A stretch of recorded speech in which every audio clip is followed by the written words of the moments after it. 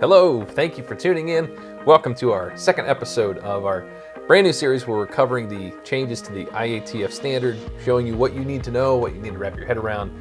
I'm Mike, this is Russ, and we are from Eagle Force. And last week we kicked off this series looking at spent some time developing the timeline and the history of how we got to the IATF 16949 standard and its predecessors, the previous standards. Yeah. So I thought this week it might be helpful to look at the actual timeline for getting the IATF 16949 implemented and the requirements for that. Yes, and what the upgrade audit will entail. And again, I want to mention right up front, what makes this series so useful and enjoyable for all of us is your participation and your interaction. We love hearing from you. If there's something you want to see us cover on this show, please let us know. If you have questions or concerns, things that you are... Compliments? As remote as that possibility may be. Things that you want to know about, let us know. We'll talk about at the end of the episode how you can get in touch with us. But so, yes, interactive show. But so it was interesting to see how the automotive industry is approaching this upgrade audit compared to what the other industry-controlled other party, aerospace, is handling. Yes. Yeah, there's several big differences that will obviously have more immediate impact, but potentially cause issues several years down the road as well. Yeah. And I realize most of you could care less about the miseries that the registrars are going through, Yeah. and I don't blame you. You've got enough on your own plate. But it's interesting to see how this is being done differently. The aerospace, meanwhile, which you may not know, is going through their own agonies of the audit of their standard changing, as you guys are. So they're moving up to Rev D, and it's interesting because that industry is treating the upgrade to their standard as an enhanced surveillance, essentially. Right. So they're not looking at the entire system. They're doing whatever the audit was in the sequence in that cycle. They're maintaining that cycle. So they're adding a little bit more time, but they're basically keeping the cycle the same. Yes, so. And it's interesting, but the automotive side of things is treating this quite differently. Yeah, they certainly are. So like if I was having for the aerospace they're dealing, if I had a surveillance and my surveillance audit was like 3 days, this might be 4 days or 5 or 4.5 or something. But I maintain it will still be a surveillance. But what the automotive industry is doing is they're doing it like a recert audit. So a full recert audit. They're looking at the whole system, which is what a recert audit looks at, and with the added time that requires. Yeah, and I mean, in a way, it does make sense. Why wouldn't registrars be interested in a complete audit since the system has gone through such a heavy revision? I agree, and knowing how prescriptive the automotive industry is, I'm not surprised at all that they're doing this. Yeah. But of course, knowing the automotive industry, they sort of wandered off in the weeds doing this. So. Oh, really? Well, in what way?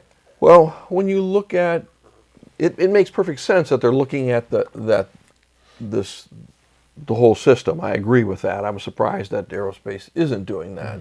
But they went way beyond that when they reset the clock. I mean, when they're doing a recert audit for everyone, they said it's going to be a regular recert audit, although it's beefed up. Yeah, so. And that does, like you said, it resets the clock. So nearly everyone is going to be on that same 3-year cycle. Right. So effectively, everyone that's being audited this year, 2018, which is the requirement that you be audited the new standard this year, that means that you start again on the next 3-year cycle. Which means everybody's going to be back up again for research, or again for the research in 2021. Exactly. We're all on the same page. So when you look at adding all these extra audit days to a year and then dropping down, I mean, there's no load leveling here, so that disappears. Yeah. So it's going to cause the registrars not to have the flexibility, and so you're probably saying, so what? Well, that means they don't have the flexibility to adjust for your schedule. Your schedule changes. They're up against the wall, and I know for a fact, because I've talked to a lot of registrars, that they're really worried about this. Yeah. And they're worried they're not going to be able to have the resources to meet these needs. Well, it's complicated because they're desperately short on IATF approved auditors now, and so it is going to be a problem. And registrars, being fairly intelligent people, are aware of this, and they're desperately looking for how they're going to be able to address this. Yeah, and if organizations are smart about it, if you're handling this smartly, you're going to be planning as diligently as you can. Yes, and so for heaven's sakes, don't put this off. Yes. Or I've been in this business for 30 plus years, and I've never seen a bigger transition or bigger change than what we're seeing with going from TS to the IATF. And I think organizations are going to be in for a major shock and disappointment if they put this off until the last minute, because this is not something you're going to be able to slap together, a month and a half before the audit. Right. So. Well, let's take a look at the official word on this. So we're not just making this up. I thought we were making. I wish we were. The IATF, the International Automotive Task Force, they put out a regular communication via their website, and we'll put a link in the description of this video down below so you can check it out. But the latest update that they had regarding the timing and the strategy was in June of last year.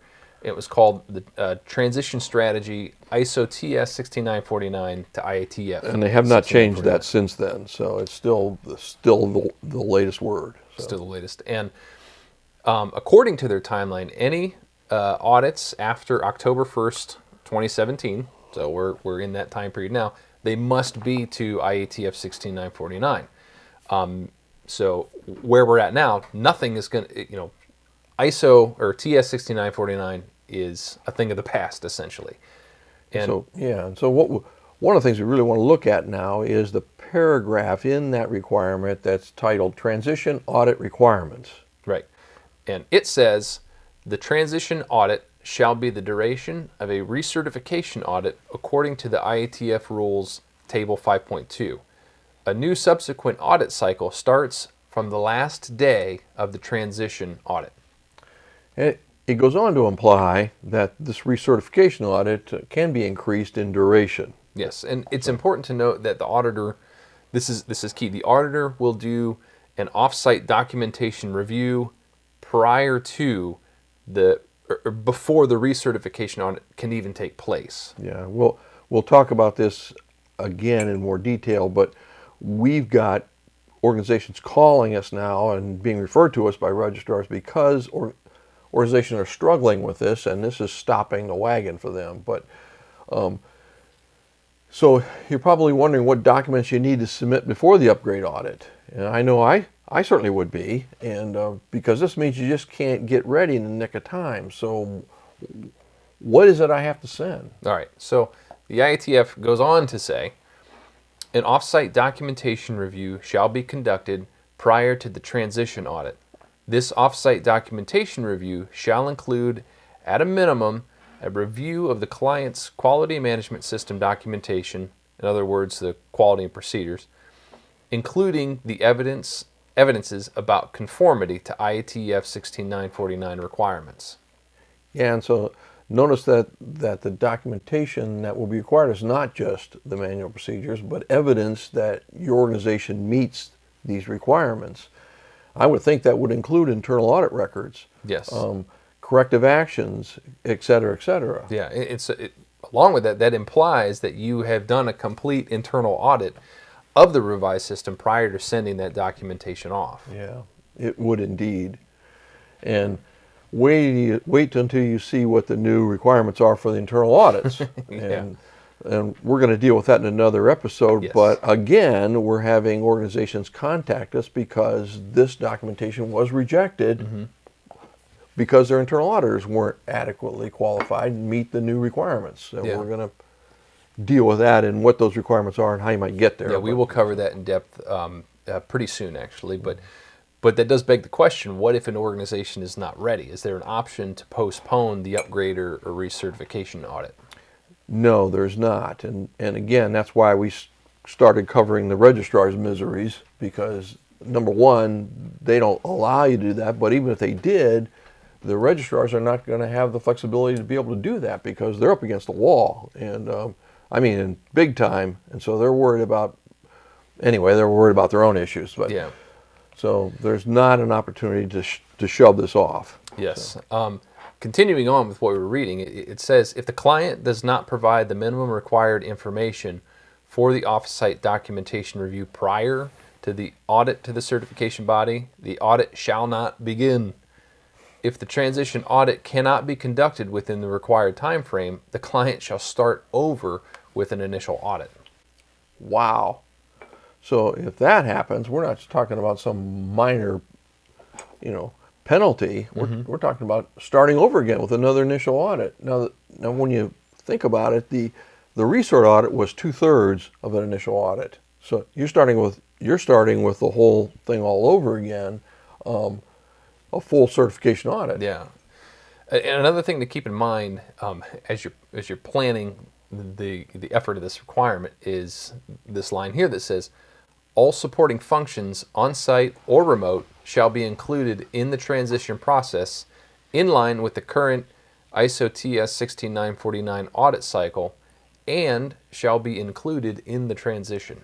So if you have an off-site design center or sales takes place over here, I mean, they have to be part of this, and all that documentation's got to go, and you're gonna have to audit them first, and all that's got to be sent in. So they're going to be part of this. They have to be included in documentation review and any subsequent recertification audit. And it sounds ominous, but we haven't even gotten into the specifics yet.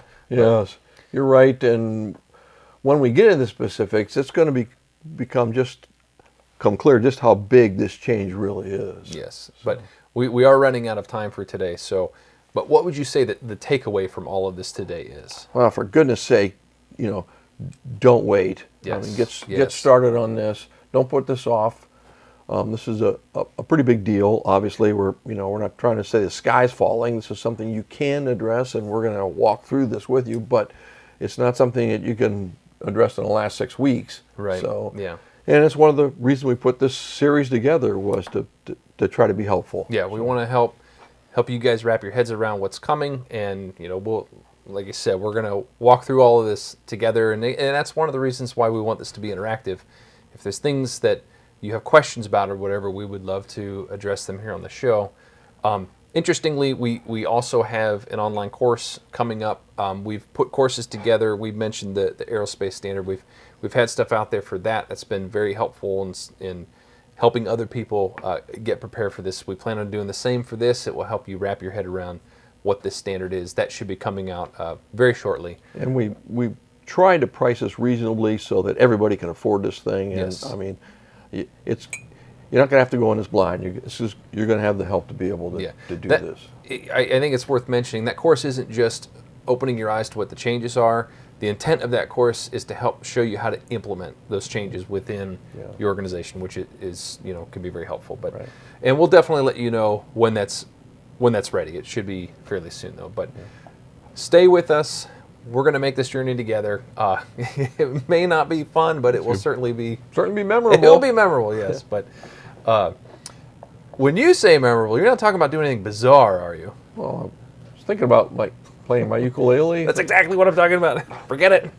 So, other than your ukulele, what's on tap for next Okay, time? well, I thought we would take a high look at what some of these major changes are that we've been talking about. We see through the standard, so we'll start unpacking some of this, and hopefully it will be helpful. Yeah, So, should be interesting. If you want to get in contact with us, we've mentioned that a few times.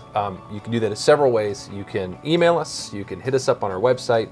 Leave a comment in the comment section down below. Any of those will get back to us, and we would love to hear from you. But until then, until the next time, thanks for watching.